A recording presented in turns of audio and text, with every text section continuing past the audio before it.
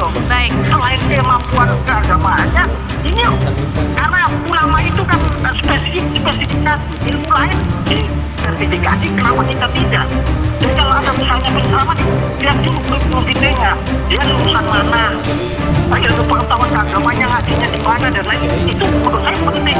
Baik. Jangan sampai kemudian dia tidak paham agama apapun, bahkan nahu sorof atau yang paling sederhana tajwid, ilmu Al-Quran yang paling bawah saja dia tidak paham, kemudian dia ceramah, itu kan memalukan menurut saya. Iya.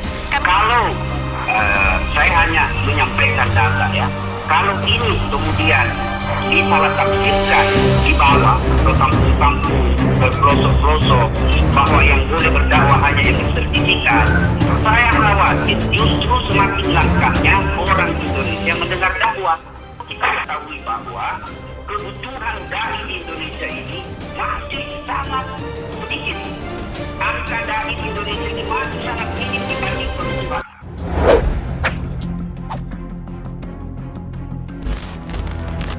Komandan Densus 99 Banser Muhammad Nuruzzaman mengomentari wacana program sertifikasi penceramah.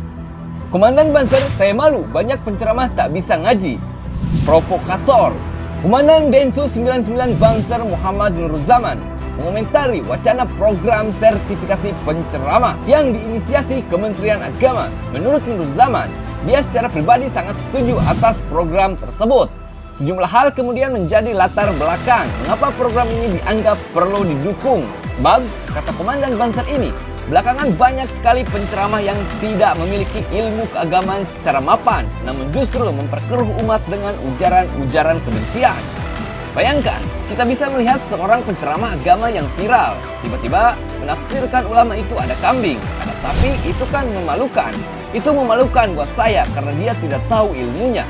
Selanjutnya, banyak juga penceramah belakangan ini yang membuat ujaran-ujaran kebencian.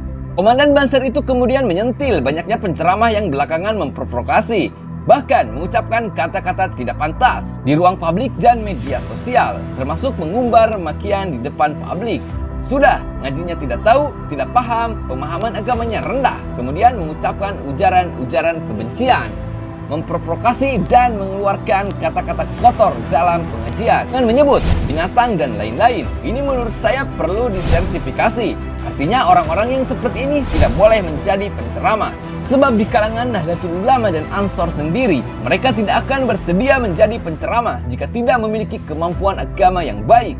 Justru mereka akan tetap menjaga tradisi untuk selalu belajar. Karena dari yang dia pahami, semakin tinggi ilmu agama yang dimiliki seseorang, akan semakin tinggi pula rasa toleran kepada umat agama lain. Bahkan yang sudah baik atau paripurna agamanya, atau makin baik agamanya, maka dia akan semakin toleran dengan agama lain. Fenomena nyata di depan kita, banyak mubalik penceramah yang pengetahuan agamanya rendah. Belum lagi kemudian ada penceramah yang membawa pemahaman dan ideologi Islam transnasional ke Indonesia yang berbenturan dengan tradisi pemahaman yang sudah dimiliki begitu lama oleh masyarakat. Meminta anggota MUI kantongi sertifikasi. Apa yang disampaikan Komandan Banser itu diketahui dalam rangka mendukung tema sertifikasi penceramah yang belakangan diinisiasi Kementerian Agama. Terkait program Kemendag, yang pertama perlu dilakukan program sertifikasi penceramah lebih dulu adalah seluruh anggota MUI. Bukan cuma di tingkatan pusat, namun juga mencakup ke seluruh wilayah di Nusantara. Mengapa? Tidak semua orang yang ada di MUI itu memahami ilmu agama juga. Kita tahu dan kita bisa lihat publik juga paham siapa-siapa saja yang mengaku ulama di MUI, tetapi tidak memiliki kemampuan agama. Jadi yang perlu disertifikasi MUI dulu, katanya. Hal ini dianggap Komandan Banser penting, sebab MUI selama ini selalu digunakan sebagai rujukan ketika mengeluarkan fatwa. Sejatinya MUI tidak diketahui berkelamin apa, apakah dia ormas atau sebagai ruang pertemuan organisasi keagamaan. Sementara itu, program sertifikasi penceramah yang disampaikan pemerintah, dia sangat setuju dengan ini. Semua tentu bertujuan agar para penceramah juga tetap berpedoman pada aturan dan punya semangat kebangsaan yang sama, tanpa ada upaya memecah belah umat.